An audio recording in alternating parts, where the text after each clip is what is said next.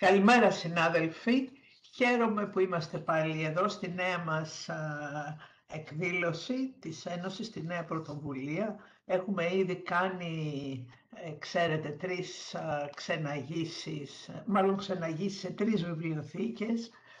Στη βιβλιοθήκη της Βουλής, στο Κοινοβούλιο και στο Καπνεργοστάσιο και επίσης στις βιβλιοθήκες και το αρχείο της Αμερικάνικης Αρχαιολογικής Σχολής στη Γενάδιο, στην Πλέγιν και στο αρχείο τους. Και είχαν επιτυχία αυτές επίσης οι εκδηλώσεις. Μας έχουν ζητήσει να συνεχίσουμε τις ξεναγήσεις. Τώρα όμως για αυτό το διάστημα έχουμε 3 εργαστήρια τα οποία ήδη γνωρίζετε. Και τον Σεπτέμβριο προγραμματίζουμε μία βιβλιοθηκονομικό τουρισμό, μία εκδρομή σε βιβλιοθήκες στερεάς Ελλάδος. Όταν θα έχουμε περισσότερα νέα από την οργάνωση, πόσο θα διαρκέσει, που θα μείνουμε, σε ποιες βιβλιοθήκες θα πάμε και λοιπά, θα σας ενημερώσουμε ανάλογα. Σήμερα λοιπόν έχουμε την αγαπητή Ειρήνη Μητικιώτη μαζί μας, η οποία θα μας παρουσιάσει ένα εργαστήριο βιβλιοθήκες και διαχείριση κινδύνων και οι προκλήσεις από αυτό. Η διαχείριση κινδύνων στις βιβλιοθήκες με το τόσο δύσκολο υλικό και έφλεκτο και όλα αυτά τα που ξέρουμε, είναι ένα κρίσιμο θέμα και πραγματικά χρειάζεται να έχουμε την αντίστοιχη γνώση ή εμπειρία ή κάποια ενημέρωση και όποιος θέλει μετά εμβαθύνει. Και το ευτύχημα είναι ότι η Ειρήνη έχει 2 ιδιότητες, όπως θα δείτε από το βιογραφικό της, και γι' αυτό είναι και από τις καλύτερες περιπτώσεις που θα μπορούσε να μας προσφέρει αυτό το webinar. Η Ειρήνη Μητικιώτη λοιπόν είναι βιβλιοθηκονόμος από το ΤΕΙ Αθήνας με μεταπτυχιακό τίτλο στις μουσιακές σπουδές από το ΕΚΠΑ και υποψήφια διδάκτορ με υποτροφία στο τμήμα συντήρησης αρχαιοτήτων και έργων τέχνης του ΠΑΔΑ στον τομέα της προληπτικής συντήρησης αρχαιοτήτων. Έχει συγγραφική δραστηριότητα στους τομείς που την ενδιαφέρουν και διδακτική εμπειρία στο τμήμα στο οποίο εκπονείται η διδακτορική της διατριβή. Έχει εργαστεί επίσης και ως βιβλιοθηκονόμος στη Δημοτική Βιβλιοθήκη Νέας Ιωνίας, στη Διεύθυνση Προστασίας Αναστήλωσης Νεότερων και Σύγχρονων Μνημείων του Υπουργείου Πολιτισμού και Αθλητισμού, στο Ιστορικό Αρχείο Εθνικής Τράπεζας της Ελλάδος και στην Ανώτατη Εκκλησιαστική Ακαδημία Αθηνών.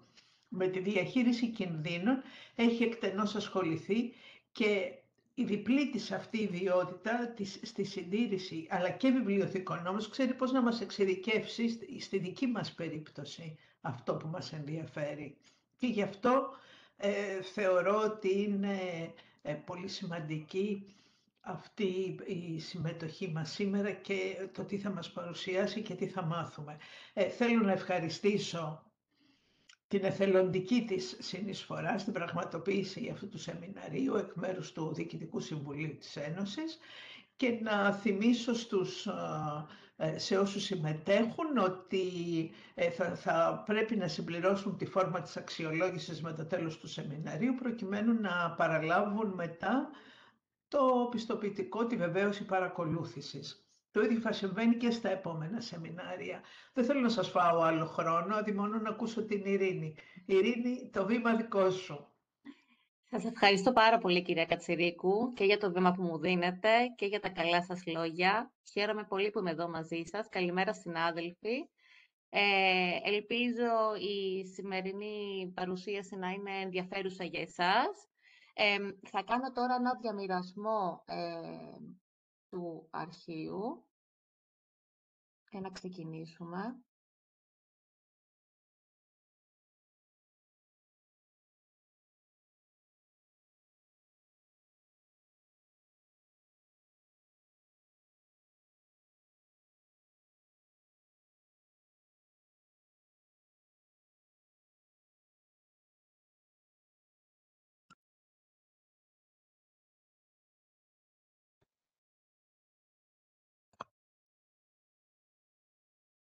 Ωραία.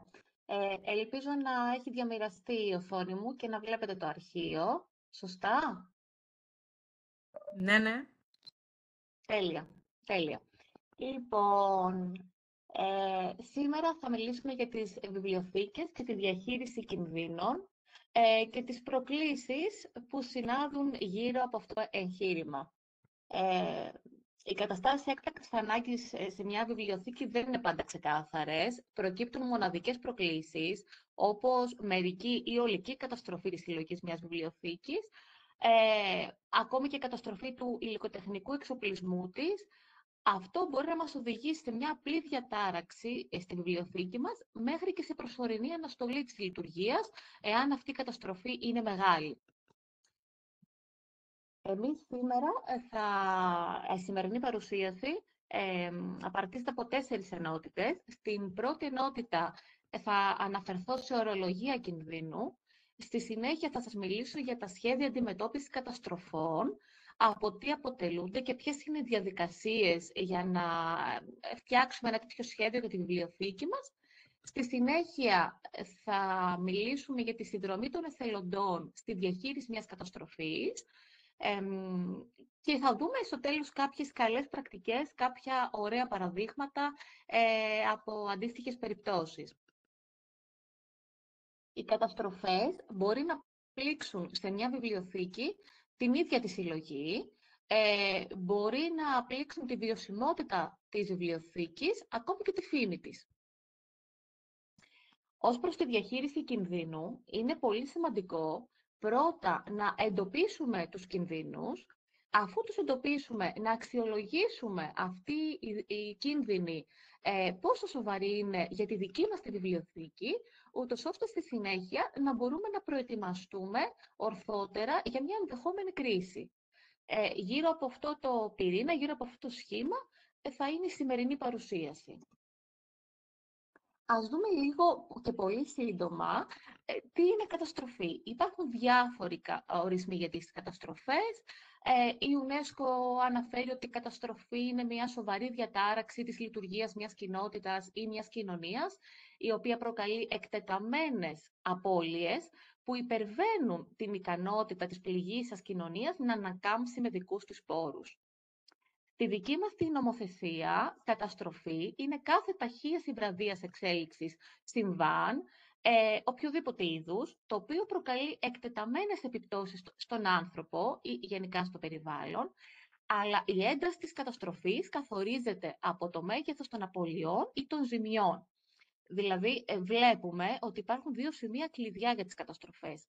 Το ένα είναι το μέγεθος των απολειών, που στην ουσία αυτό καθορίζει πόσο μεγάλη ή μικρή είναι μία καταστροφή, και μάλλον για να πούμε ότι έχουμε καταστροφή, πρέπει η απώλεια να είναι τόσο μεγάλη που δεν μπορούμε εύκολα να ανακάμψουμε με δικούς μας πόρους.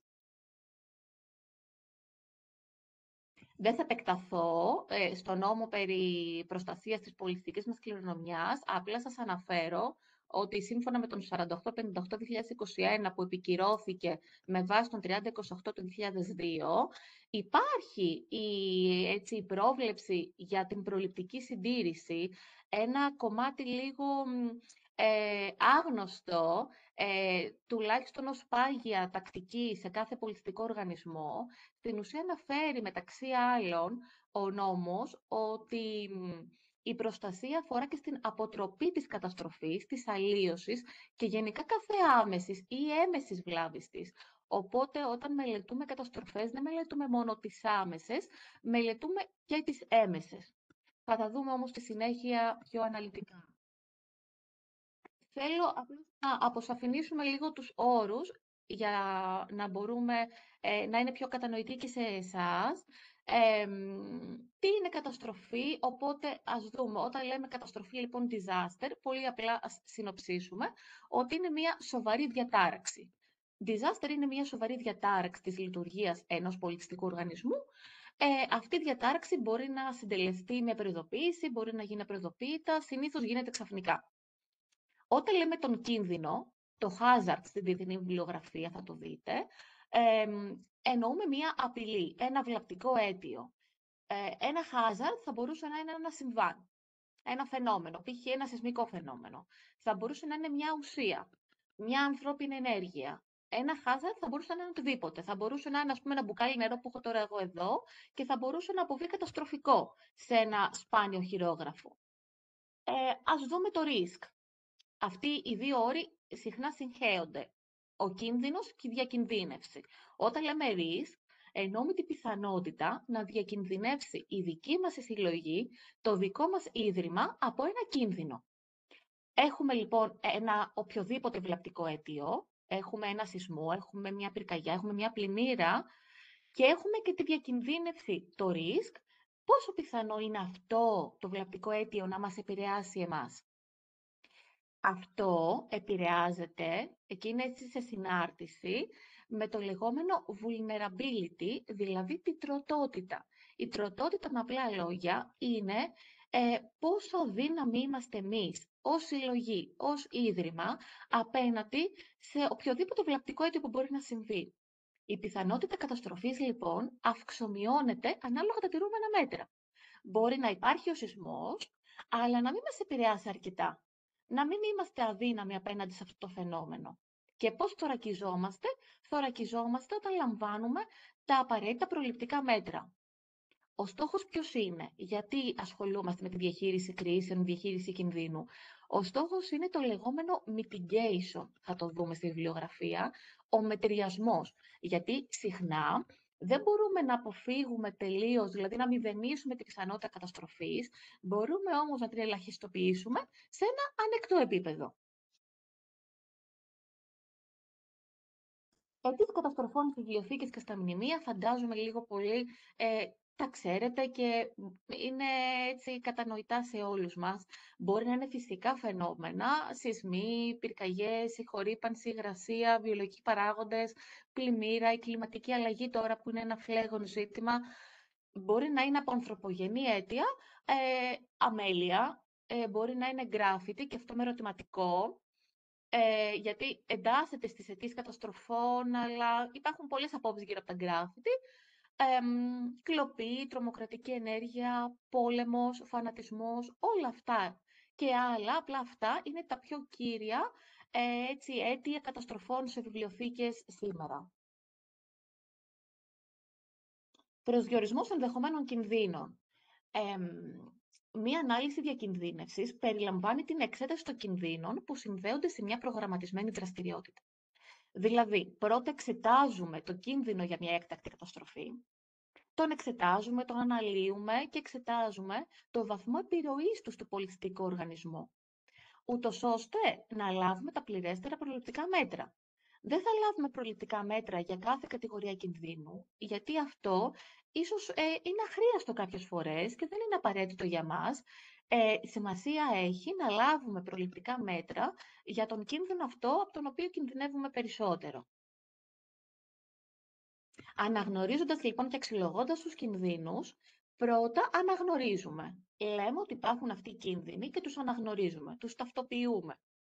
Αφού τους αναγνωρίσουμε, τους συζητάμε με την επιστημονική μας ομάδα. Τους αναλύουμε, κοιτούμε πώς θα μπορούσε να μας βλάψει ένας τέτοιος κίνδυνος για τη δική μας τη συλλογή πάντα και έτσι τους αξιολογούμε. Πάντα αξιολογούμε ένα κίνδυνο ευρύτερα. Δηλαδή, δεν εξετάζουμε το κίνδυνο μόνο υπό το πρίσμα της δικής μας συλλογής, αλλά κοιτάμε το μακροπεριβάλλον της βιβλιοθήκης μας. Όταν λέω μακροπεριβάλλον, θα κοιτάξουμε από έξω προς τα μέσα. Θα κοιτάξουμε την περιοχή στην οποία χωροθετεί τη βιβλιοθήκη μας. Δηλαδή θα κοιτάξουμε, ας πούμε, το Δήμα Μαρουσίου. Μετά θα κοιτάξουμε την τοποθεσία. Θα κοιτάξουμε την γειτονιά, το οικοδομικό τετράγωνο της βιβλιοθήκης μας. Στη συνέχεια το ίδιο το κτίριο, το ίδιο το κέλυφος. Στη συνέχεια την αίθουσα, το αναγνωστήριό μας, την τοποθέτηση, τις βιβλιοθήκες μας, το υποστήριγμά μας. Οπότε δεν φτάνει να έχουμε ένα τέλειο υποστήριγμα εάν υπάρχουν σοβαρές ελλείψεις στα ευρύτερα σημεία.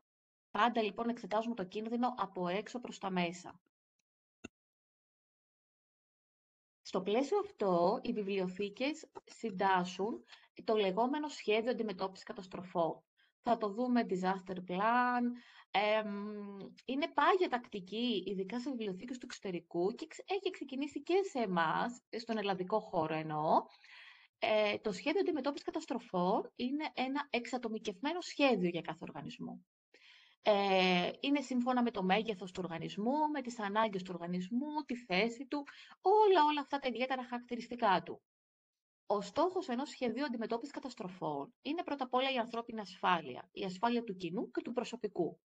Είναι η αποφυγή ή ο μετριασμός των φθορών, η ψυχρεμότερη αντίδραση, η ορθότερη παρέμβαση την ώρα μιας καταστροφής, με στόχο τη γρήγορη ανάκαμψη, να λειτουργήσει η βιβλιοθήκη μας όσο το δυνατόν πιο γρήγορα μπορεί.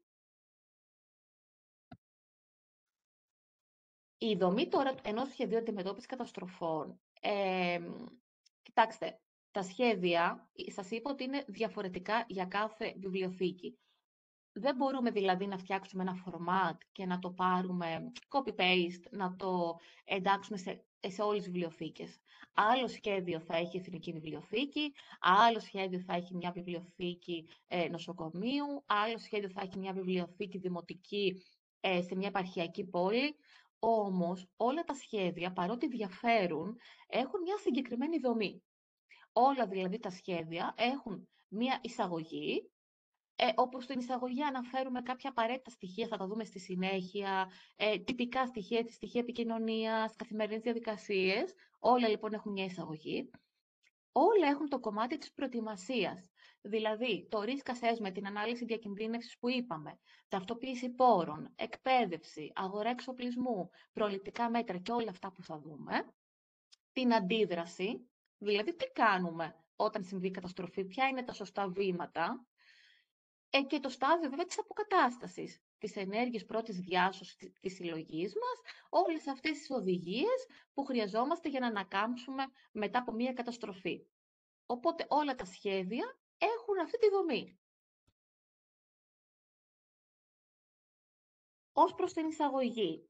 Στην εισαγωγή αναφέρεται ο σκοπός, οι στόχοι του σχεδίου, η ομάδα διάσωσης, δηλαδή η ομάδα που θα ασχοληθεί σε περίπτωση κινδύνου με τη διάσωση της συλλογής, η συλλογή όλων των πληροφοριών, δηλαδή αξιολόγηση κινδύνων που θα κάνουν, αντισυσμικές μελέτες, όλα αυτά εντάσσονται εδώ στην εισαγωγή. Οι κατόψεις, φωτογραφίες, ποιο είναι το προσωπικό και κάτι σημαντικό, η ημερομηνία ισχύως και έγκριση διοίκησης. Δεν φτάνει για ένα σχέδιο να το συντάξουμε πολύ ωραία, να το αποθηκεύσουμε στον υπολογιστή μας, να το έχει εγκρίνει η διοίκηση της βιβλιοθήκης, μάλιστα με ημερομηνία ισχύως. Και συχνά βέβαια το σχέδιο επικαιροποιείται σε αλλαγές που μπορεί να γίνουν στη βιβλιοθήκη ή αλλιώς σε αιτήσια βάση, ούτως ώστε να είναι έγκυρο. Όλα αυτά περιλαμβάνονται στην εισαγωγή. Στη συνέχεια, στην προετοιμασία, αναφέρουμε το ιστορικό των καταστροφών, δηλαδή εάν ξέρουμε ότι η δική μας βιβλιοθήκη έχει συχνά περιστατικά πλημμύρας, πρέπει να το ξέρουμε αυτό, ούτως ώστε να κάνουμε κάτι για να μετριάσουμε τις ζημιές σε μια επόμενη πλημμύρα. Οπότε είναι πολύ σημαντικό να γνωρίζουμε το ιστορικό μας. Στη συνέχεια, κοιτούμε τους χώρους μας, γιατί θα χρειαστούμε κάποιους χώρους για τις ενέργειες πρώτης διάσωσης που θα δούμε μετά από μια καταστροφή. Οπότε κοιτάζουμε τι χώρους έχουμε, αύλιο χώρο ή κάποια άδεια αίθουσα. Αν δεν έχουμε, μπορούμε να κάνουμε κάποια συμφωνία με όμορα ιδρύματα ότι θα μεταβούμε στο χώρο τους εάν υπάρξει ανάγκη. Είναι σημαντικό να γνωρίζουμε βασικά πράγματα, διακόπτες, πίνακας ελέγχου, διακόπτες νερού, και φυσικά σε αυτό το στάδιο γίνεται και εκπαίδευση τόσο του προσωπικού όσο και των οφελοντών που θα δούμε. Τώρα θα δούμε τις κατηγορίες κινδύνων μία-μία και για κάθε κατηγορία κινδύνου θα σας αναφέρω κάποια βασικά προληπτικά μέτρα. Φυσικά δεν θα επεκταθώ για τις ανάγκες της σημερινής παρουσίασης αναλυτικά, για να μην σας κουράσω και για να μην πλατιάσω. Απλά όσα θεωρώ έτσι συμπυκνωμένα ότι είναι ουσιώδη για να έχετε μια εικόνα. Για το σεισμό δεν χρειάζεται να πω πολλά. Ξέρουμε ότι εμείς τουλάχιστον στην Ελλάδα παρουσιάζουμε έντονη σεισμική δραστηριότητα. Έχουμε μια έντονη σεισμική δραστηριότητα. Στα μουσεία, στις βιβλιοθήκες πρέπει να δώσουμε προσοχή σε κτίρια που είναι ιστορικά κτίρια, κτίρια που είναι χαρακτηρισμένα ως νεότερα μνημεία. Να μην ξεχνάμε ότι εκεί δεν πρέπει να διαφυλάξουμε μόνο τη συλλογή, τα βιβλία μας, το υλικό μας, αλλά πρέπει να διαφυλάξουμε και το κτηριακό κέλυφος, γιατί το ίδιο το κέλυφος αποτελεί πολιτιστική κληρονομιά. Θα δούμε για αντισυσμικές ενισχύσεις που μπορούμε να κάνουμε στις κτηριακές δομές και αν μπορούμε να τις κάνουμε, γιατί αν μιλάμε για κτίρια, μνημεία, δεν μπορούμε να επέμβουμε ενδεχομένως. Στερέωση εκθεμάτων, στερέωση προθηκών και βάσεων, αυτό ας πούμε ότι είναι λίγο πιο εύκολο να είμαστε ευέλικτοι σε αυτό το κομμάτι. Οπότε, προληπτικά μέτρα για το σεισμό, μια γενική οδηγία, η τοποθέτηση των βαρύτερων εκθεμάτων βιβλίων στα χαμηλά ράφια, τοποθέτηση ειδικού σκηνιού προστασίας σε όλες τις βιβλιοθήκες, εναλλακτικά χρήση γύσου 2-5 εκατοστών ή διαφανής ακριλικής ίνας, έλεγχος για τη σωστή στερέωση των βιβλιοθηκών, στερέωση προθηκών μουσιακών αντικειμένων, εάν έχουμε, και εάν έχουμε στερέωσή τους και σε βάσεις, εάν είναι εφικτό αντικατάσταση γυάλινων επιφανειών με άλλα υλικά και διαθέσιμος εξοπλισμός διάσωσης και πρώτης βοήθειας, θα δούμε εικόνες στη συνέχεια. Για την πυρκαγιά, μια πυρκαγιά μπορεί να καταστρέψει ολοκληρωτικά τη συλλογή μας, εάν επεκταθεί. Μπορεί να εξαπλωθεί σε λίγα δευτερόλεπτα και αυτό εξαρτάται και από τα περιβάλλοντα υλικά. Ενδεικτικά το τσιμέντο είναι πολύ ασφαλές υλικό, φυσικά το ξύλο δυναμώνει την έντασή της και βοηθάει σε ταχεία εξάπλωση. Οι αιτίες μιας πυρκαγιάς ποικίλουν, μπορεί να είναι από το οτιδήποτε, από ένα θερμαντικό σώμα που ξεχάσαμε, από μια δυσλειτουργία, μια προβληματική καλωδίωση, οπότε πρέπει να είμαστε προσεκτικοί σε θέματα συντήρησης και να γίνεται τακτικός έλεγχος σε αυτό το κομμάτι.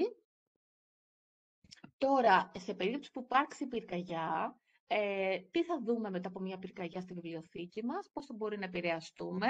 Θα δούμε επικαθίσεις τάχτης, αλλοιώσεις από ανεπτυγμένες υψηλές θερμοκρασίες, χρωματικές αλλοιώσεις από το καπνό, καταστροφές από το υλικό κατάσβεσης, γιατί συχνά μπορεί να μην έχει προλάβει η πυρκαγιά να καταστρέψει τη συλλογή μας, αλλά από το υλικό κατάσβεσης να έχουμε μετά βιβλία, τα οποία θα είναι βρεχμένα, θα είναι επηρεασμένα από το υλικό κατάσβεσης. Οπότε, σε αυτή την περίπτωση θα έχουμε και τη στάχτη, αλλά και αλλοιώσεις από το υλικό κατάσβεσης.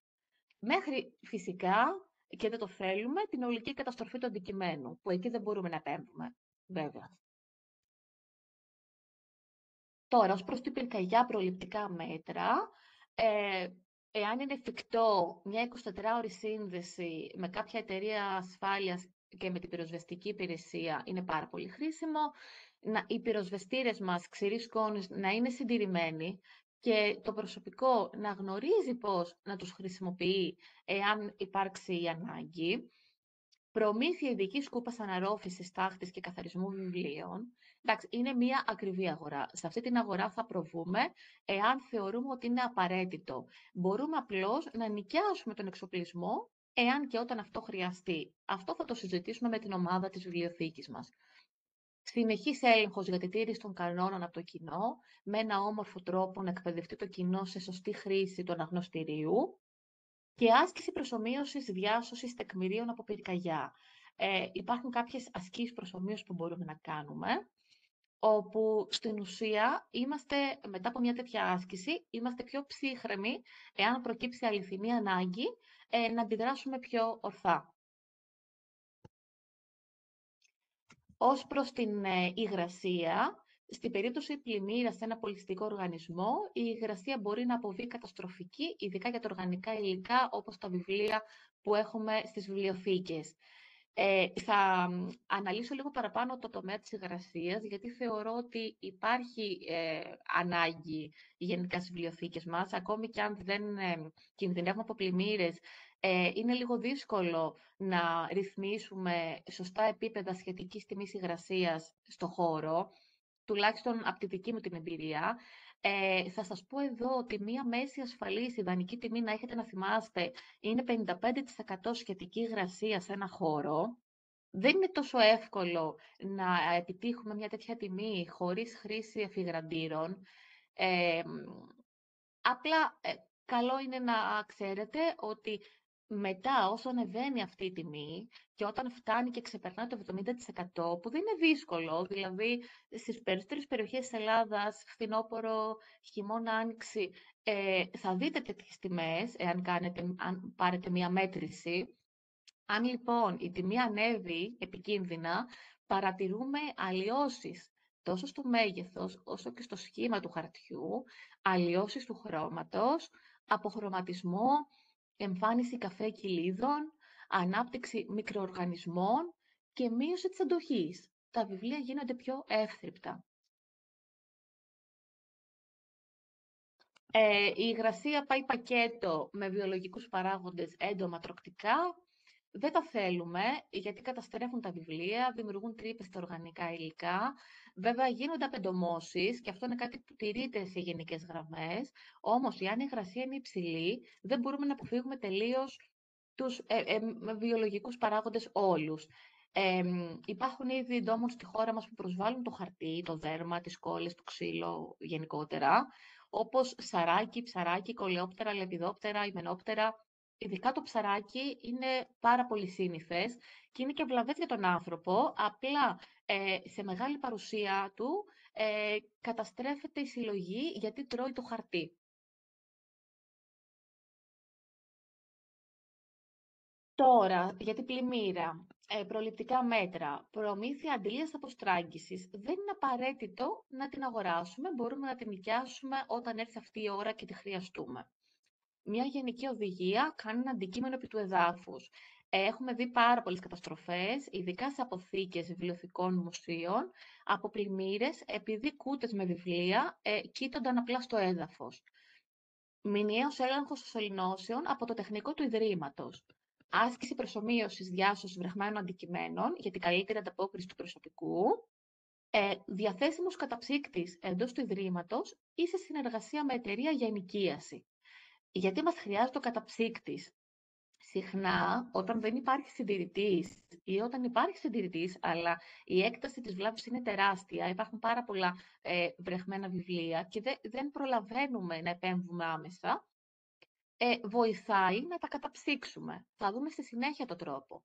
Απλώς, ένας καταψύκτης στη βιβλιοθήκη μας θα ήταν εξαιρετικά χρήσιμο σε μια τέτοια περίπτωση. Αλλιώς μπορούμε να τον νοικιάσουμε εάν και όταν προκύψει η ανάγκη. Ομοίως, η σκούπα αναρρόφησης νερού. Να θυμάστε ότι η πυροσβεστική δεν θα έρθει πάνω από 30 εκατοστά νερού. Μπορούμε να την καλέσουμε, αλλά δεν θα μας βοηθήσει αν η πλημμύρα δεν είναι πάνω από 30 εκατοστά. Και τα 30 εκατοστά είναι αρκετά. Σε αυτή την περίπτωση θα χρειαστεί κάποια σκούπα αναρρόφησης νερού για γρηγορότερη απομάκρυνσή του και φυσικά εκπαίδευση του προσωπικού για όλες αυτές τις οδηγίες. Ως προς τις κατηγορίες κινδύνων τώρα, κλείνω με τον ανθρώπινο παράγοντα. Μία ζημιά από ανθρώπινο παράγοντα μπορεί να γίνει με πολλούς τρόπους και να προκαλέσει είτε μια άμεση φθορά, είτε μια έμεση φθορά, μικρή ή μεγάλη. Μπορεί να γίνει με το οτιδήποτε, με το να αγγίξει ένα σπάνιο πίνακα, με το να γίνει μια πρόσεκτη κίνηση και να πέσει πάνω σε μια προθήκη με σπάνια χειρόγραφα, με το συνοστισμό παραπάνω χρηστών από το κανονικό σε μια προγραμματισμένη εκδήλωση. Αυξάνεται το επίπεδο διοξιδίου άνθρακα στην ατμόσφαιρα και αυξάνεται και απότομη σχετική υγρασία και προκαλούνται και δονήσεις. Θα μου πείτε, αυτό θα προκαλέσει καταστροφή? Όχι άμεση και όχι ορατή. Αλλά εάν αυτό είναι μια πάγια πολιτική, μετά από χρόνια θα φανεί και η αλλίωση. Είναι η περιπτώση που λέμε ότι αυτό αφορά σε έμεση αλλίωση. Κάτι πολύ συνήθως, μια κλοπή βιβλίου, κάποιο βανδαλισμό της συλλογής, κυβερνοεπιθέσεις που είναι μάλλον σπάνια για την ελληνική πραγματικότητα, απλά είναι σε αυτή την κατηγορία και σας το έβαλα. Κάτι που μου αρέσει να τονίσω σε αυτό το σημείο είναι η λεγόμενη ισορροπία μεταξύ υψηλής προστασίας και αίσθηση ελευθερίας στο χώρο.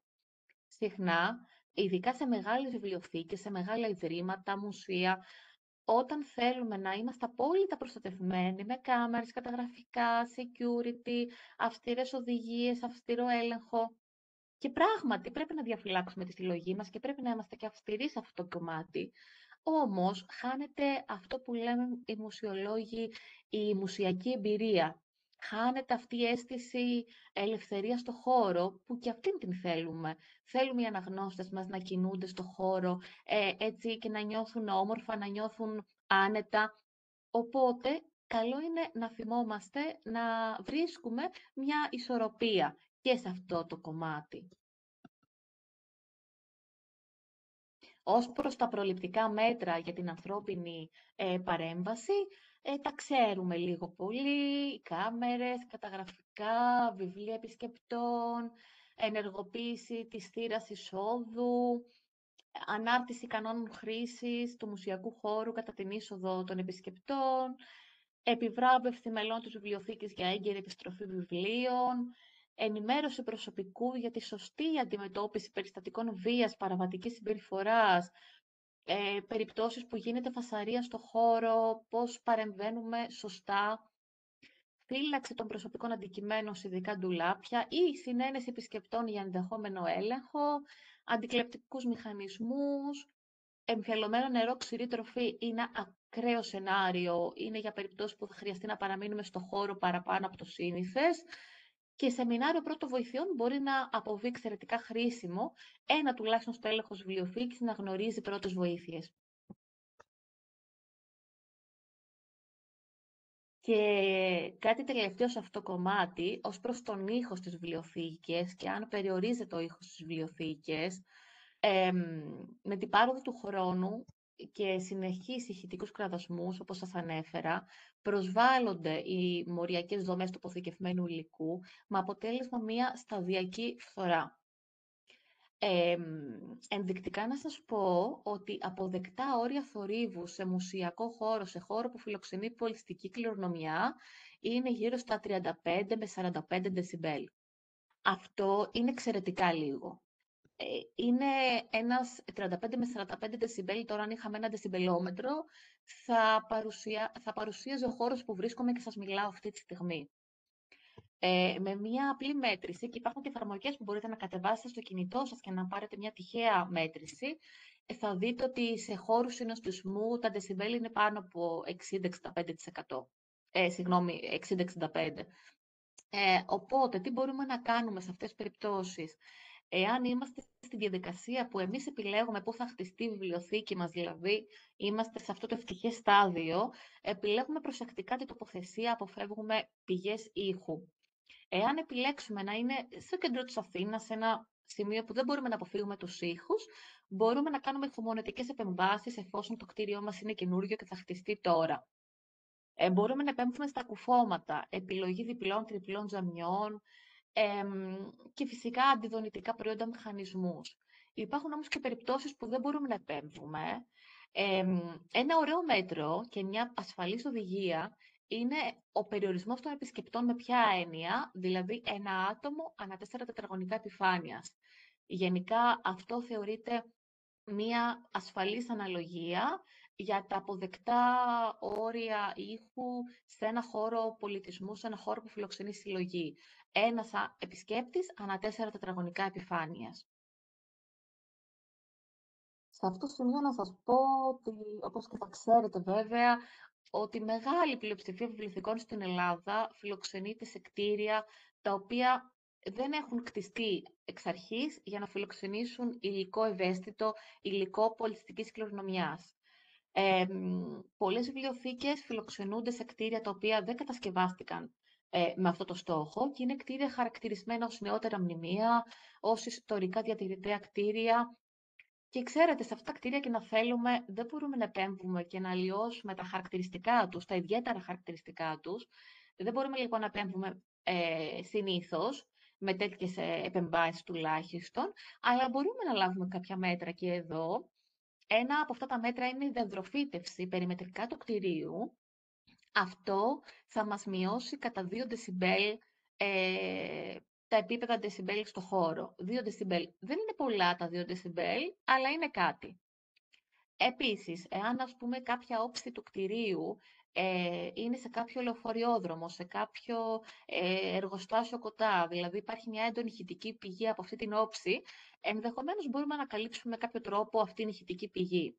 Ή μπορούμε μετά από συνεννόηση με την αρμόδια υπηρεσία να προβούμε σε αντικατάσταση των τζαμιών μόνο με ενεργειακά τζάμια. Όλα αυτά είναι υποσυζήτηση για τα διατηρητέα κτίρια και εκεί θα το κρίνουμε κατά περίπτωση. Κλείνοντας, στο κομμάτι της προετοιμασίας, σας έβαλα ενδεικτικά, τελείως ενδεικτικά, γιατί η λίστα είναι ατελείωτη, την λίστα εξοπλισμού διάσωσης, δηλαδή όλα τα απαραίτητα που πρέπει να έχουμε σε μία καταστροφή, ως προς την ασφάλεια του προσωπικού, αλλά και τη διάσωση της συλλογής. Ως προς την ασφάλεια του προσωπικού, λίγο πολύ τα φαντάζεστε, αφορά σε γάντια, μάσκες, ποδονάρια, αντιπυρική κουβέρτα. Ως προς τη διάσωση της συλλογής, είναι τα λεγόμενα blotting papers, τα στυπόχαρτα, χαρτί κουζίνας, επιφάνειες πολυεθυλενίου. Είναι πάρα πολλά τα υλικά, ακόμη και σχοινία πλώματος και μανταλάκια, θα σας δείξω φωτογραφίες στη συνέχεια. Είναι υλικά που θα τα χρειαστούμε και καλό είναι να μην τα αναζητήσουμε εκείνη τη στιγμή, αλλά να έχουμε προετοιμαστεί από πριν για αυτό το ενδεχόμενο. Και τώρα προχωράμε στο κομμάτι της αντίδρασης. Τι κάνουμε εκείνη τη στιγμή. Για την περίπτωση της πυρκαγιάς. Εάν η αιστεία της φωτιάς είναι μικρή και οι φλόγες είναι ορατές στο κάτω μέρος του βλέμματός μας, χρησιμοποιούμε τους ειδικούς πυροσβεστήρες όπως έχουμε εκπαιδευτεί. Ειδοποιούμε σε κάθε περίπτωση την πυροσβεστική υπηρεσία και την ομάδα διάσωσης, δηλαδή τους υπεύθυνους που έχουμε ορίσει για μια τέτοια καταστροφή. Όσο είναι εφικτό, δεν επιτρέπουμε στη φωτιά να μπει ανάμεσα σε εμάς και στην έξοδο κινδύνου και δεν σπάμε, δεν ανοίγουμε παράθυρα να πάρουμε αέρα. Είναι μια κίνηση που είναι ίσως λίγο έτσι έμφυτη να την κάνουμε, ενώ έχεις φωτιά, μυρίζει άσχημα, ανοίγεις το παράθυρο να πάρεις αέρα. Όχι όμως, γιατί το οξυγόνο θα πυροδοτήσει τη φωτιά και θα μεγαλώσει, θα αναζωπυρωθεί η φωτιά. Εάν η αιστεία της φωτιάς τώρα είναι μεγάλη, δεν προσπαθούμε με τους πυροσβεστήρες. Τι κάνουμε? Προσπαθούμε με το πυροσβεστήρα στο χέρι μας να βγούμε, να εκενώσουμε το κτίριο, κλείνοντας κάθε πόρτα πίσω μας. Προσέξτε όμως, αν για να εκενώσουμε το κτίριο έχουμε κλειστές πόρτες που πρέπει να ανοίξουμε, πρώτα ελέγχουμε με το χέρι μας εάν η πόρτα είναι ζεστή. Αν η πόρτα είναι αρκετά ζεστή, υπάρχει σοβαρό ενδεχόμενο η φωτιά να έχει πλησιάσει και με το να την ανοίξουμε να πέσουμε κατά πάνω στη φωτιά. Οπότε σε αυτή την περίπτωση πρέπει να παραμείνουμε στην αίθουσα. Εάν είναι ασφαλές, θα διακόψουμε ηλεκτρική παροχή ίδρυυσης μέχρι να έρθουν οι αρχές και να τα ρυθμίσουν οι ίδιες, οι πυροσβέστες δηλαδή. Κατά την έξοδό μας, δεν προσπαθούμε φυσικά να σώσουμε πολύ αντικείμενα, αρχεία, να πάρουμε τσάντες. Είναι κατανοητό αυτό. Δεν εισερχόμαστε ξανά στο κτίριο πριν λάβουμε εντολή από την πυροσβεστική. Και κάθε πυρκαγιά, ανεξαρτήτως μεγέθους, πρέπει να αναφέρεται στον υπεύθυνο της ομάδας μας και αν αυτός απουσιάζει στην πυροσβεστική υπηρεσία. Δηλαδή, αν υποθέσουμε ότι ένας κάδος απλώς σκουπιδιών στο γραφείο της βιβλιοθήκης μας πήρε φωτιά, πολύ μικρή, φλόγες, και τη διαχειριστήκαμε και τη σβήσαμε μόνοι μας και τελείωσε. Παρ' όλα αυτά πρέπει να αναφερθεί ότι, ξέρετε, από τη βιβλιοθήκη τάδε υπήρξε μια μικρή ένταση φωτιά σε κάδο σκουπιδιών, την διαχειριστήκαμε και είμαστε εντάξει. Αντίδραση στην περίπτωση πλημμύρας τώρα. Εάν είναι ασφαλές, διακόπτουμε και εδώ την παροχή ίδρυυσης και την παροχή ηλεκτρισμού. Εντοπίζουμε την αιτία της πλημμύρας, αν μπορούμε να την εντοπίσουμε. Π.χ. έσπασε ένας αγωγός, μπήκε νερό από ένα παράθυρο. Τι συνέβη ακριβώς. Ενημερώνουμε την ομάδα διάσωσης. Εάν δεν είναι στο χώρο, τηλεφωνούμε. Φυσικά προτρέπουμε το κοινό να εκενώσει το κτίριο, ακολουθώντας την προκαθορισμένη διαδρομή. Ειδικά όταν υπάρχουν πολλές έξοδοι, είναι σημαντικό να έχουμε προκαθορίσει από πριν από ποια έξοδο θα βγούμε, εάν υπάρξει ανάγκη. Είναι αυτό που σας είπα τώρα, ότι αν το ύψος του νερού ξεπερνά τα 30 εκατοστά, ειδοποιούμε την πυροσβεστική. Σε αντίθετη περίπτωση, κινούμαστε μόνοι μας, με κάποια ειδική σκούπα αναρρόφησης. Μπορούμε και να την νοικιάσουμε, όπως σας είπα. Εάν είναι εφικτό, καλύπτουμε με μια αδιάβροχη μεμβράνη ό,τι στάζει νερό. Π.χ. αν στάζει νερό από την οροφή, καλύπτουμε τις βιβλιοθήκες πρόχειρα με αυτή την αδιάβροχη μεμβράνη. Στην περίπτωση όπου λιμνάζει νερό, απομακρύνουμε τυχόν έντυπο ή ευαίσθητο υλικό που έρχεται σε επαφή με αυτό. Τώρα, στην περίπτωση του σεισμού, την ώρα του σεισμού, σας έχω βάλει κάποιες οδηγίες, έχω και το link, μπορούμε να το δούμε και πιο αναλυτικά μετά, αν θέλετε, από τη Γενική Γραμματεία Πολιτικής Προστασίας. Εγώ θα σας τονίσω σε αυτό το σημείο ότι το ξέρετε, το μαθαίνουμε από μικρά στο σχολείο, σε ασκήσεις που κάνουμε, ότι την ώρα του σεισμού μπαίνουμε κάτω από κάποιο ανθεκτικό έπιπλο, γονατίζουμε, κρατάμε τα χέρια μας με το πόδι του επίπλου. Όμως συχνά δεν υπάρχει αυτό το ανθεκτικό έπιπλο. Μια γενική οδηγία, και καλό είναι να θυμόμαστε, ότι σε περίπτωση ανάγκης στεκόμαστε στο μέσον της αίθουσας. Στο μέσο μιας αίθουσας συνήθως είναι μικρότεροι οι κραδασμοί και είναι πιο ασφαλές να γονατίσουμε στο μέσο της αίθουσας, να μειώσουμε όσο γίνεται το ύψος μας και να προστατεύσουμε με τα χέρια το κεφάλι μας και τον αυχένα μας, δηλαδή κάπως έτσι. Απομακρυνόμαστε από μεγάλες γυάλινες επιφάνειες, παράθυρα, γυάλινα χωρίσματα ή έπιπλα και αντικείμενα που μπορεί να μας τραυματίσουν. Δεν προσπαθούμε να απομακρυνθούμε από το σημείο, δεν βγαίνουμε στους εξώστες, απομακρυνόμαστε από τζάμια και εξωτερικούς τοίχους, γιατί μπορεί να σπάσουν και να σπάσουν πάνω μας, τα τζάμια ενδεχομένως. Δεν παρασυρώμαστε από τυχόν πανικόβλητο πλήθος επισκεπτών που κινείται άτακτα προς τους εξόδους. Κινδυνεύουμε να ποδοπατηθούμε και ξέρετε, είναι και λίγο δύσκολο να πείσεις εκείνη την ώρα τους αναγνώστες να μην κενώσουν το χώρο. Φυσικά κενώνουμε το χώρο μόλις τελειώσει η σεισμική δόνηση και μόνο τότε. Μετά το σεισμό, έχουμε στο μυαλό μας ότι υπάρχει το ενδεχόμενο μετά σεισμών, ελέγχουμε προσεκτικά τον εαυτό μας και τους επισκέπτες για πιθανούς τραυματισμούς και δεν μετακινούμε τους επισκέπτες, τους αναγνώστες μας. Φυσικά ειδοποιούμε πρώτες βοήθειες, κενώνουμε το κτίριο από το κλιμακοστάσιο, αφού κλείσουμε τους διακόπτες του ηλεκτρικού ρεύματος, φυσικού αερίου κτλ. Απάντα από την προκαθορισμένη διαδρομή εκένωσης. Αποφεύγουμε να χρησιμοποιήσουμε τα κινητά μας τηλέφωνα, γιατί γίνεται υπερφόρτωση των τηλεφωνικών δικτύων και καλό είναι να είναι ελεύθερα για τις πραγματικές ανάγκες. Και δεν εισερχόμαστε στο κτίριο πριν την έλευση των αρχών, πριν μας δώσουν το OK, ότι είναι ασφαλές να μπούμε στο κτίριο. Ειδικά αν διακρίνουμε κομμένα καλώδια, διαρροή υγραερίου, μυρίσουμε, φυσικού αερίου, δεν εισερχόμαστε με τίποτα. Τώρα, ως προς την ανθρώπινη παρέμβαση δεν θα επεκταθώ πολύ. Ξαναλέω, είναι σπάνια για τα δικά μας δεδομένα. Φυσικά, σε περίπτωση τηλεφωνικής απειλής, προσπαθούμε να είμαστε ψύχρεμοι, να κάνουμε κάποιο νόημα σε κάποιο συνάδελφο, να ειδοποιήσει τις αρχές και να εκενώσουμε τον αγνωστήριο αν υπάρχει οποιαδήποτε απειλή για βόμβα. Αυτό που μπορεί να συμβεί είναι οι κοινωνικές αναταραχές, όπως γίνονται, ας πούμε, κάθε χρόνο εορτασμός Πολυτεχνείου. Π.χ. το Αρχαιολογικό Μουσείο κλείνει τις θύρες του όντως κάθε χρόνο τέτοια μέρα. Αυτό που μπορούμε να κάνουμε, εάν θεωρούμε ότι θα γίνουν ακραία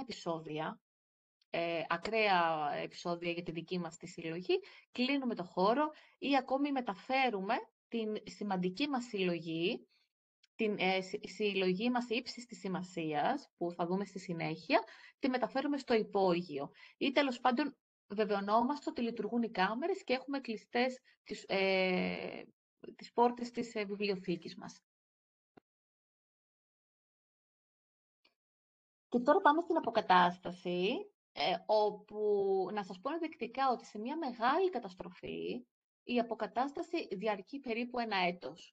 Όσο και αν ακούγεται μεγάλο το νούμερο, συχνά είναι δύσκολο να επανέλθουμε και όσο πιο γρήγορα καταφέρουμε να λειτουργήσουμε ξανά, είναι κέρδος για εμάς.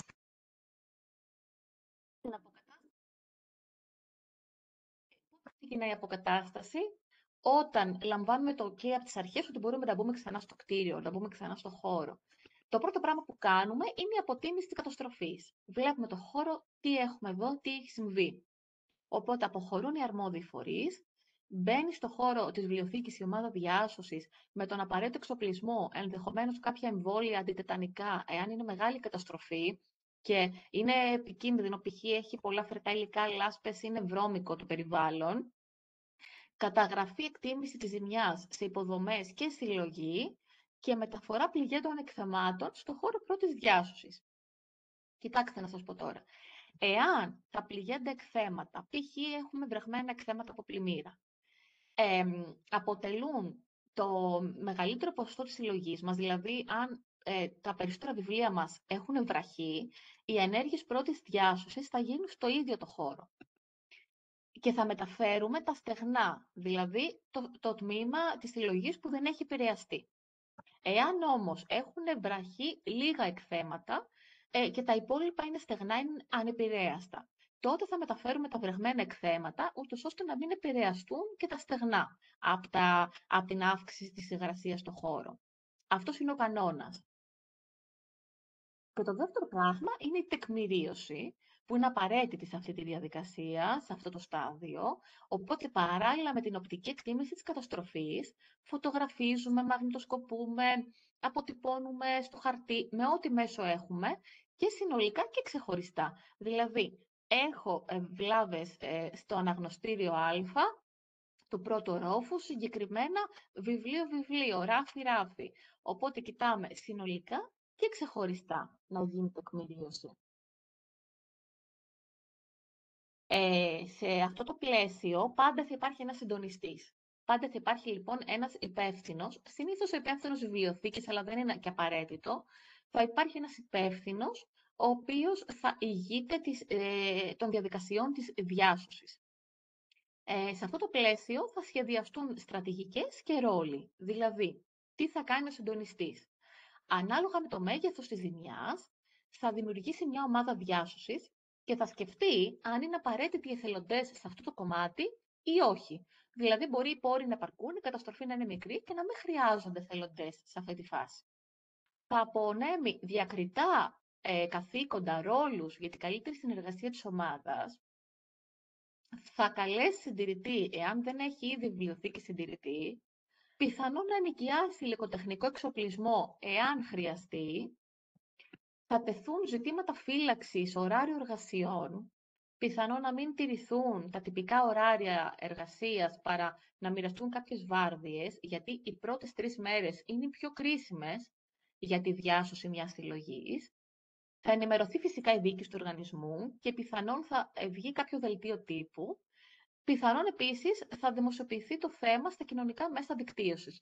Και ειδικά στο εξωτερικό, πολλά μουσεία, το έχω δει σε μουσεία κυρίως, αλλά και σε βιβλιοθήκες, έχουν δημοσιεύσει live τις ενέργειες πρώτης διάσωσης και αυτό το επικοινωνούν με τον κόσμο, το επικοινωνούν με την υπόλοιπη τοπική κοινωνία. Όλα αυτά θα τα οργανώσει ο συντονιστής. Ένα αγαπημένο μου κομμάτι εδώ είναι η ρόλη. Λοιπόν, όταν λέμε ρόλους, εννοούμε συχνά οι άνθρωποι, και θα το έχετε δει και μεταξύ σας, στις ομάδες εργασίας σας, ακόμα και στο κύκλο σας, στον δικό σας κύκλο, υπάρχουν κατηγορίες ανθρώπων. Και αυτό φυσικά δεν κάνει κάποιον καλύτερο από κάποιον άλλον. Ούτε σημαίνει ότι κάποιος στερείται γνώσεων, στερείται εμπειρίας, εάν έτσι είναι ο τύπος ο freeze. Να σας εξηγήσω λοιπόν, συχνά στη διαχείριση κρίσεων έχουμε μια κατηγοριοποίηση των ρόλων των ανθρώπων που ασχολούνται με τη διαχείριση καταστροφών και είναι ο τύπος ο freeze, ο τύπος ο run και ο stay and work. Ο freeze είναι ο γνωστός τύπος που λέμε πάγωσα, δηλαδή σε ενδεχόμενο μιας καταστροφής, μπαίνει στο χώρο και βλέπει πλημμυρισμένα έγγραφα, βιβλία, λάσπες και παγώνει και δεν ξέρει τι να κάνει εκείνη τη στιγμή. Και μπορεί να είναι και πιο έμπειρος από όλους, μπορεί να είναι ο προϊστάμενος μιας βιβλιοθήκης. Δεν σημαίνει ότι δεν είναι καλός στη δουλειά του. Απλά είναι τύπος χαρακτήρας ιδιοσυγκρασία, όπου όταν του συμβαίνει κάτι ακραίο, παγώνει.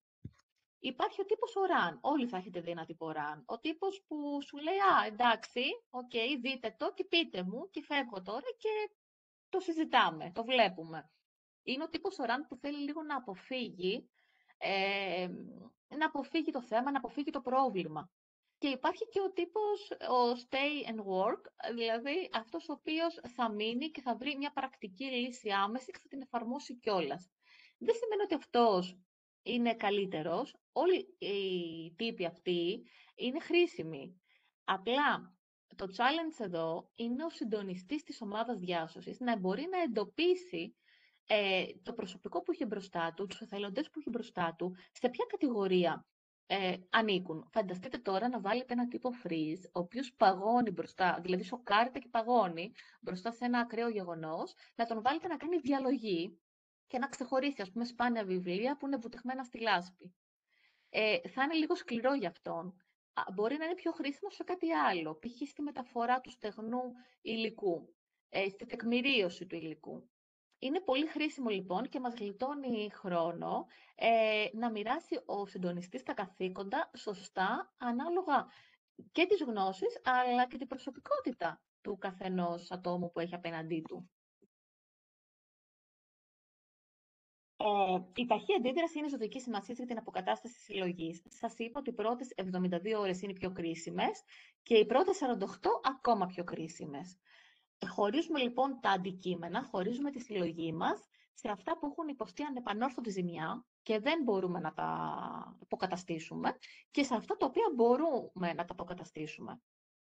Αυτά που μπορούμε να τα αποκαταστήσουμε τα χωρίζουμε σε οργανικά και ανόργανα υλικά. Βέβαια, στις βιβλιοθήκες έχουμε κατά βάση οργανικά υλικά, οπότε συνήθως δεν μπαίνουμε σε αυτό το διαμοιρασμό, εκτός αν φιλοξενούμε και μουσιακά εκθέματα στην συλλογή μας. Συνεχίζουμε λοιπόν με το νερό. Η παρέμβαση πρέπει να είναι άμεση. Για την ακρίβεια έχουμε μόλις 48 ώρες με ασφάλεια και έως 72 μέχρι να αρχίσει να αναπτύσσεται μούχλα και βιολογικοί παράγοντες. Ιδιαίτερα στην περίπτωση των βιβλιοθηκών που έχουμε οργανικό υλικό, είναι απαραίτητο να παραμείνουμε ψύχρεμοι, γιατί μπορεί πραγματικά το αποτέλεσμα να είναι τρομερά αποθαρρυντικό. Το πρώτο πράγμα που κάνουμε, μπαίνουμε σε ένα χώρο, σε μια αίθουσα, στο αναγνωστήριό μας και βλέπουμε νερά. Απομακρύνουμε τα λιμνάζοντα νερά. Αερίζουμε το χώρο. Ανεμιστήρες, αφιγραντήρες. Εάν είναι τεράστια έκταση της βλάβης, αυτό που σας είπα πριν, η στεγνή συλλογή πρέπει να συσκευαστεί και να μεταφερθεί σε ασφαλές σημείο. Αντικείμενα με τεράστιο μέγεθος ζημιάς, που δεν μπορούμε να τα αποκαταστήσουμε εκείνη τη στιγμή, τα βάζουμε στην κατάψυξη μέχρι και 18 μήνες. Βιβλία που στάζουν μελάνι, ομοίως πρέπει να μπουν εντός 12 ωρών στην κατάψυξη, εάν δεν μπορούμε να τα αναλάβει συντηρητής εκείνη τη στιγμή. Η κατάψυξή τους γίνεται ξεχωριστά φυσικά για κάθε τεκμήριο, σε σακουλάκι πολυεστερικής μεμβράνης και με όλα τα απαραίτητα στοιχεία τεκμηρίωσης του βιβλίου μας. Τα υπόλοιπα εκθέματα, τα εκθέματα δηλαδή στα οποία θα εφαρμόσουμε ενέργειες πρώτης διάσωσης, τα χωρίζουμε ολοσχερώς βρεγμένα βιβλία, μερικώς βρεγμένα βιβλία και απλά νοτισμένα βιβλία. Εδώ τώρα είναι κάποιες εικόνες από ενέργειες πρώτης διάσωσης. Και θα σας πω τώρα κάτι παράδοξο. Ίσως να μην το έχετε ακούσει, ίσως να το έχετε ακούσει, ίσως να το έχετε εφαρμόσει κιόλας.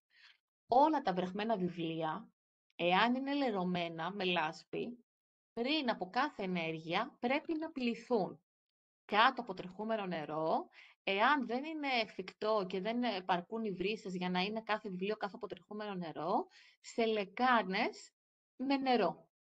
Εξαίρεση, γιατί πάντα υπάρχουν εξαιρέσεις, αποτελούν τα βιβλία με στοιχεία δερμάτινα, περγαμηνής, καθώς και βιβλία που φέρουν υδροδιαλυτά στοιχεία, υφάσματα με φινιρίσματα κτλ, αν υπάρχουν. Οπότε, σε αυτή την περίπτωση πρέπει να πάει απαραίτητα σε συντηρητή και δεν θα πληθεί. Όμως, τα περισσότερα βιβλία, φωτογραφίες, αρχαιακό υλικό, μπορεί να πληθούν και εδώ στην εικόνα βλέπετε ενέργειες πρώτης διάσωσης από το Μουσείο της Πόλης της Καρδίτσας, με τη βοήθεια εθελοντών κιόλας, να σας πω, και με οδηγίες που δόθηκαν τόσο τηλεφωνικά από το ΙΠΟΑ, όσο και από την υπεύθυνη του μουσείου, συντονίστηκε όλη η διαδικασία για να διασωθεί το φωτογραφικό αρχείο των Νικολάου και Τσούτσου. Είπαμε ότι τα βιβλία χωρίζονται σε ολοσχερώς βρεγμένα, μερικώς βρεγμένα, νοτισμένα. Εδώ δεξιά βλέπετε ένα βιβλίο δανεισμένο σε ακαδημαϊκή βιβλιοθήκη το οποίο παραδόθηκε βρεχμένο, δεν έγινε κάποια ενέργεια, οπότε είναι σε αυτή την κατάσταση μόλις στεγνώσει, παραμορφωμένο. Φαντάζομαι ότι έχετε δει όλα αντίστοιχα βιβλία. Για να το αποτρέψουμε αυτό, τι κάνουμε? Όταν είναι τελείως βρεχμένο, τοποθετούμε το βιβλίο κάθετα, ελαφρώς ανοιχτό. Χρησιμοποιούμε χαρτί με συχνή αναλλαγή ανά 20 σελίδες. Το χαρτί μπορεί να είναι τόσο στιπόχαρτο, όσο και το πιο εύκολο και το πιο φθηνό είναι χαρτί κουζίνας. Ανά 20 σελίδες χρησιμοποιούμε το χαρτί. Όταν το χαρτί βραχεί, αλλάζουμε χαρτί. Καταλαβαίνετε πόσο χρονοβόρο είναι αυτό για αρκετά βιβλία, να έχεις κάποιον να αλλάζει ανά 20 σελίδες και να βάζει χαρτί συνεχώς για ώρες. Είναι τρομερά χρονοβόρο και δύσκολο να γίνει, ειδικά όταν έχουμε μεγάλο όγκο βιβλίων. Όταν φτάσουμε λοιπόν στο επίπεδο να είναι απλώς νοτισμένο το βιβλίο, εάν έχει αρκετή υγρασία, τοποθετείται κάθετα σαν βεντάγια, αλλιώς τοποθετείται οριζόντια, και στο τέλος, στο τελικό στάδιο, βάζουμε κάποιο βάρος, ακόμα κάποια πέτρα, κάτι απλό, πάνω από το βιβλίο, ούτως ώστε στεγνώνοντας να μην αλλοιωθεί το σχήμα του. Θυμόμαστε ποτέ, δεν χρησιμοποιούμε αφιγραντήρες και ανεμιστήρες απευθείας στα εκθέματα. Τους στέλνουμε στο χώρο, αλλά όχι απευθείας στα εκθέματα. Ως προς τις προφυλάξεις χειρισμού βρεχμένου υλικού, επειδή ακριβώς είναι πολύ ευαίσθητο το βρεχμένο υλικό, δεν μετακινούμε κάποιο αντικείμενο εάν δεν έχουμε καθορίσει από πριν το σημείο που θα το μεταφέρουμε, που θα το μετακινήσουμε.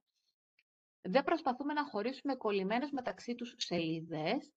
Δεν μετακινούμε φυσικά βρεχμένο υλικό με γυμνά χέρια. Χρησιμοποιούμε κάποια έστω αυτοσχέδια βάση υποστήριξης, εάν δεν έχουμε το τρόλι διαθέσιμο μπροστά μας.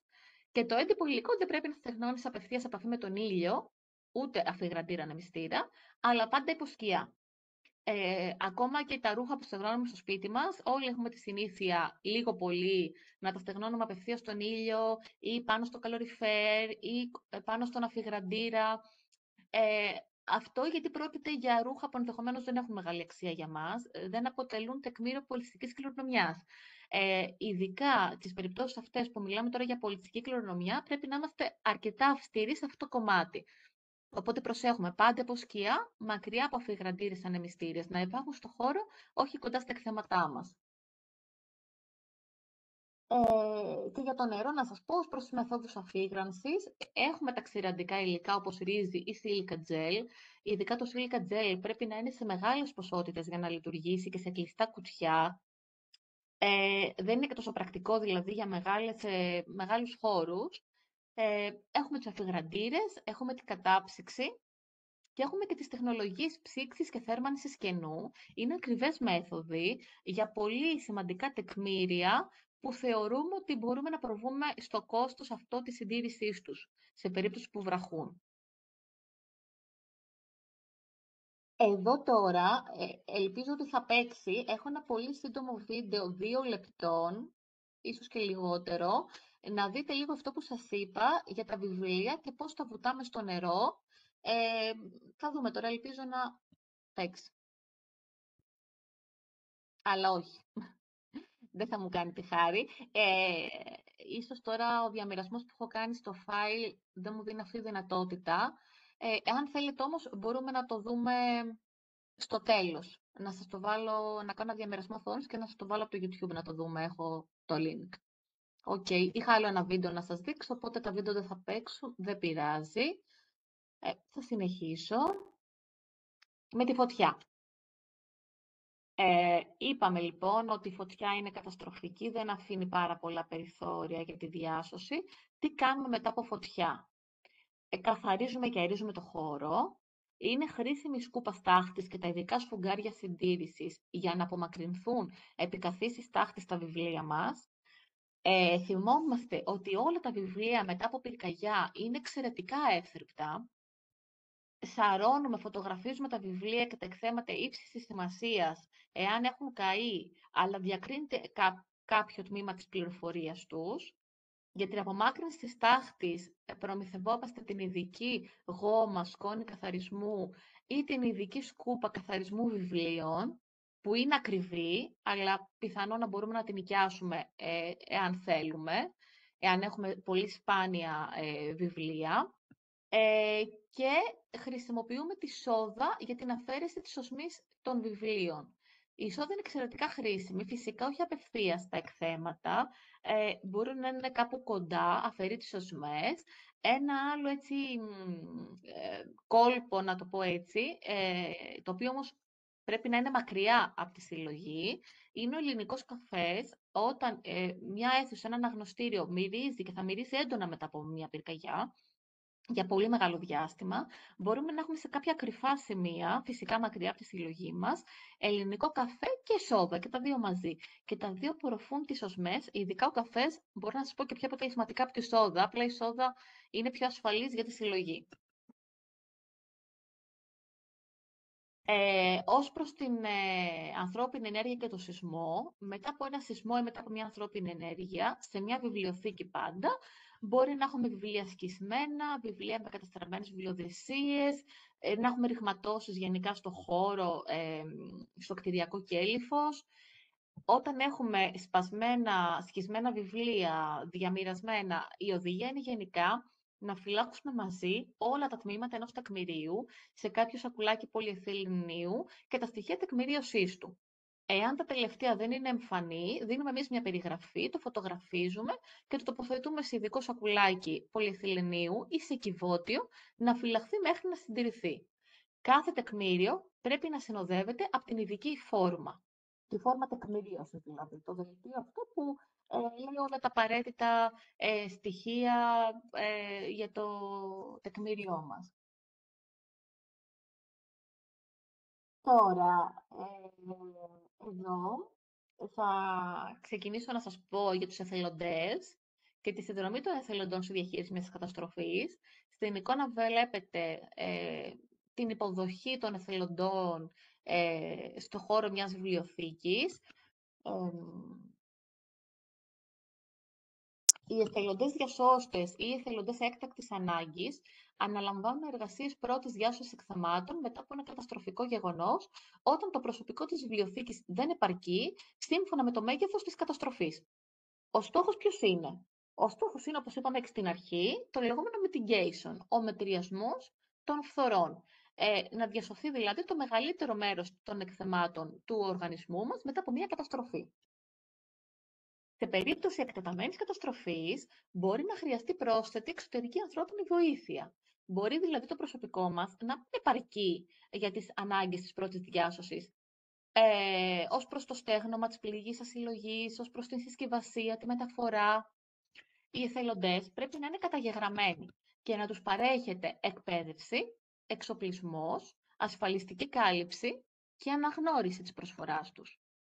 Θα χρειαστεί να αξιολογηθεί η εμπειρία τους με τις συλλογές βιβλιοθηκών, που δεν είναι απαραίτητο να υπάρχει, η ικανότητά τους για έντονη σωματική δραστηριότητα, όπως ανύψωση και μεταφορά κουτιών, που επίσης δεν είναι απαραίτητο να υπάρχει, απλώς πρέπει να γνωρίζουμε αν υπάρχει κάποιος περιορισμός, και φυσικά τη διαθεσιμότητά τους ως προς την εκπαίδευσή τους, αν δηλαδή είναι διαθέσιμοι να κάνουν κάποιες ασκήσεις προσομοίωσης και να έχουν κάποια ολιγόρη εκπαίδευση.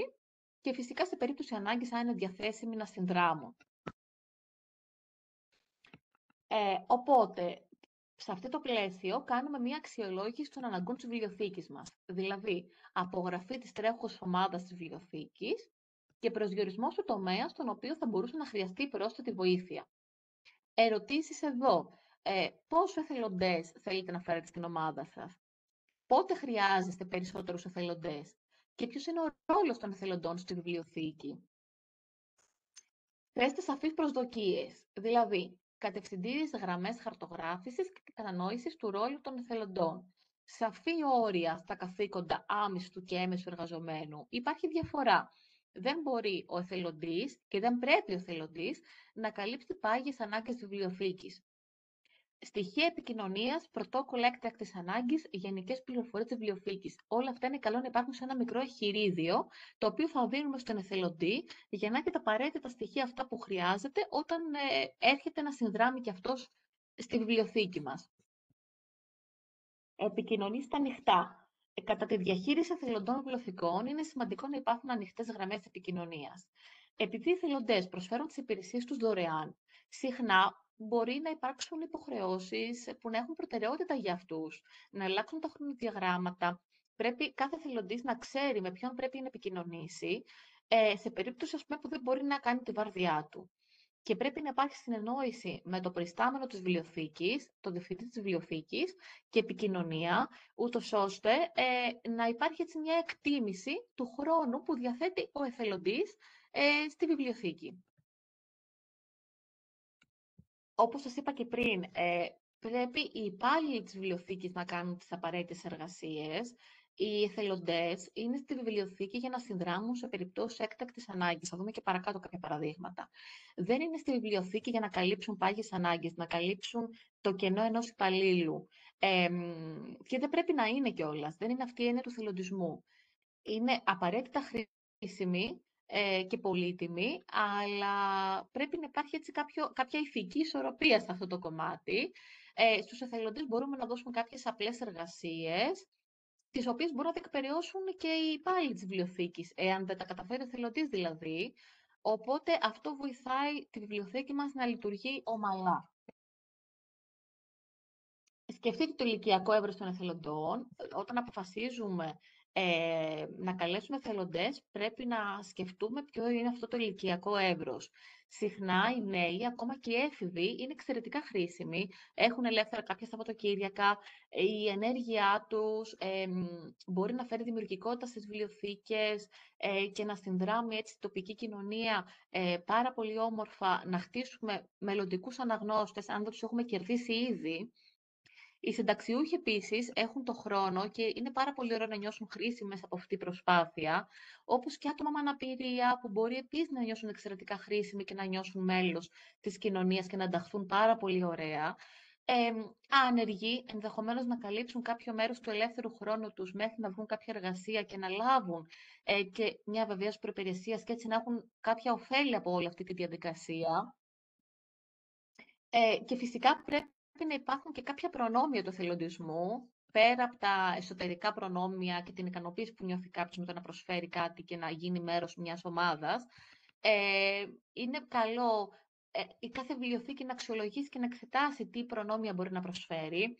Κάποια από τα συνηθισμένα είναι κάρτες βιβλιοθήκης, κάρτες εθελοντισμού, βεβαίως προπηρεσίας, προειδοποίηση πρώτα των εθελοντών για νέους τίτλους, νέα αποκτήματα, ώστε να τα διαβάσουν πρώτοι, προτεραιότητα σε λίστες αναμονής, ειδικές εκδηλώσεις που κάνουν βιβλιοθήκες για τους εθελοντές τους, κάποια events.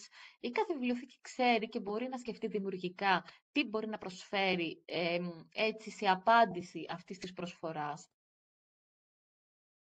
Οπότε, συνοψίζοντας τα πλεονεκτήματα, θα έλεγα εδώ ότι οι φοιτητές, οι μαθητές που χρειάζονται ώρες εθελοντισμού θα λάβουν ώρες εθελοντισμού και θα λάβουν και εργασιακή εμπειρία. Οι ενήλικοι συνταξιούχοι θα παρέχουν ουσιαστικό έργο, το οποίο θα βοηθήσει να κρατήσουν και το μυαλό τους ενεργό. Έτσι, είναι μια δύσκολη περίοδος μετά την συνταξιοδότηση. Ακούγεται ωραίο για κάποιους που πλησιάζουν, αλλά μετά υπάρχει μια, ας πούμε, απραξία και κάποιους δεν τους αρέσει αυτό. Οπότε μπορεί να τους βοηθήσει να κρατήσουν ενεργό το μυαλό τους, να έχουν μια ανθρώπινη επαφή, να γίνει η ζωή πιο ευχάριστη για αυτούς. Ένα άτομο, παραδείγματος χάρη και τελείως ενδεικτικά, σε διαταραχή αυτιστικού φάσματος, θα λάβει αποδοχή, θα λάβει σεβασμό, μέρος του ανήκειν, μαζί με καθήκοντα που θα του παρέχουν ένα αίσθημα συνεισφοράς. Ο άνεργος θα λάβει δημιουργική απασχόληση και όλοι μαζί θα νιώσουν τη συλλογή δική τους και τη βιβλιοθήκη σπίτι τους.